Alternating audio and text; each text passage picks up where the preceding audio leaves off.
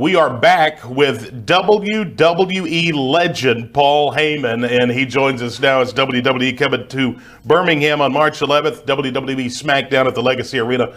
Paul, good morning. How are you? I'm terrible. I'm not a morning person. Me either, so that makes two of us. Listen, I wanted to get into your career just a bit. You're from New York. You started at the age of 13 in professional wrestling. How did you get involved in wrestling at such a young age? I BS my way into Madison Square Garden because I've never just wanted to be one of the crowd. Yeah. If I was a Yankees fan, I would have BS my way into Yankee Stadium. If I was a Mets fan, I would have BS my way into Shea Stadium, which is now Citi Field. But I was a big fan of the Knicks and the Rangers and concerts and what was then called the WWF, which was run by Vincent James McMahon, the father of the current chairman. And I just didn't want to sit in a seat. I wanted to be part of the action. I wanted to. It's like someone who doesn't want to act, they want to direct. I wanted to understand the inner workings and how it happens, not watch it unfold in front of my eyes. I wanted to be an active participant in making it happen more so than a voyeur. A couple of little known facts about you. You are the son of a Holocaust survivor, and is this true? You worked at Studio 54 as a promoter? Yeah, I was 19 years old. Again, never wanted to be one of the crowd. There was a big show in New Jersey run by the opposition to Vincent Kennedy McMahon, run by Jim Crockett Promotions and the AWA, the NWA and the AWA. And I took gorgeous Jimmy Garvin to Studio 54 for a charity event. And the head photographer got into a fight with one of the bartenders, and they fired him. And I'm standing there with my camera taking pictures, and I said, "Hey, looks like there's a job opening." And I got in as the house photographer, and then I ended up being the house publicist. And then later that year, when I was still 19 years old, there was a major opening on Friday nights to produce and promote. And again, just, you got to seize the moment. You got to see the opportunity when it arrives and when it arises. And I seized the moment. And the next thing you know, I was producing concerts and events and promoting them on Friday nights at Studio 54. Wow, that's incredible. The Paul Heyman we see every week, is that the same guy that I see on the streets? Probably a little bit toned down. I mean, it's funny because the whole concept of performing in this industry is you take your true personality and you ramp it up to an 11 or a 12. Yeah. And I think I take my true personality and dull it down to a 6. That's it. I have the easiest job in the world because I just go out there and be me, and I just tone it down a little bit so that everyone can understand what I'm thinking and what I'm saying. As a kid, you're one of the greatest of all time, no doubt about it. But as a kid, hold on, I have to be honest. That's not a compliment, and I'll prove that to you, and I'll prove it to you. If you turn over at night to your wife and your wife says to you, "You're one of the greatest lovers I've ever had," are you flattered or do you want a divorce? One of is not a compliment. One of is terrible. Hey, one of is the worst thing you can say to a goat. Now that you put it in that way, I agree. Let's just say I'm the greatest that's ever done it.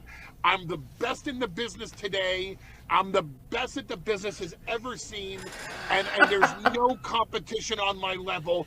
And based on that, and then you ask your question. You got it. I want to go back to when I was a kid in the 90s with WCW, the Dangerous Alliance, one of the best I've ever seen. And here we go with one of again. We're back to one of. Well, okay, the best. Let's go with that. The best I've ever seen. Yes. And it spanned through 3 promotions, and you had such great talent. The Arn Andersons, the Bobby Eatons, who I don't think got the due, and he passed away last year. but Rick Rude, Steve Austin, did you see Steve Austin having the career he had when you had him that early? Well, if I were to say that right now, that's like a lot of people that say, "Oh, I saw this in him, and no one would listen to me." So, this is what I'll offer you, and it's online right now. People have posted screen caps of it all over the place. In 1991, when the Dangerous Alliance first started, I posted an article in WCW magazine, and yes, I really wrote it. And I wrote in that article, the unsung hero of the Dangerous Alliance is Steve Austin, who will be the top star in this industry by the end of the decade. See there? And he was. You got it. You nailed it. So, yes. Well, yeah, I mean, the funniest thing is, I don't think I deserve a hell of a lot of credit for noticing that Steve Austin was going to be the biggest star in the industry. Yeah. I think it's really, it's a castigation. It's an indictment of everyone else back then who didn't see it. Because the moment Steve Austin walked in a room, you could just tell the charisma was just everywhere. It just permeated the whole atmosphere. So anybody that didn't see it or didn't feel it didn't deserve to be in a position of making decisions. All right, I only have a minute or two left with you, and I appreciate your time, Paul, by the way. So hurry up. Roman Reigns, Brock Lesnar, what's going on? A rivalry. And one for the ages. Absolutely. The Yankees versus the Red Sox, Austin versus Rock,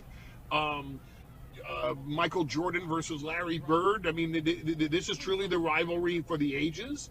And right now, Brock Lesnar has issued a challenge that I quite frankly don't know if either man is going to make it to WrestleMania as the champion. Yeah.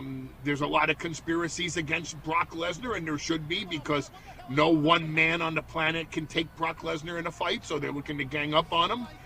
Roman Reigns has Seth Rollins to contend with, and if anybody knows Roman Reigns besides Paul Heyman, it's certainly Seth Rollins.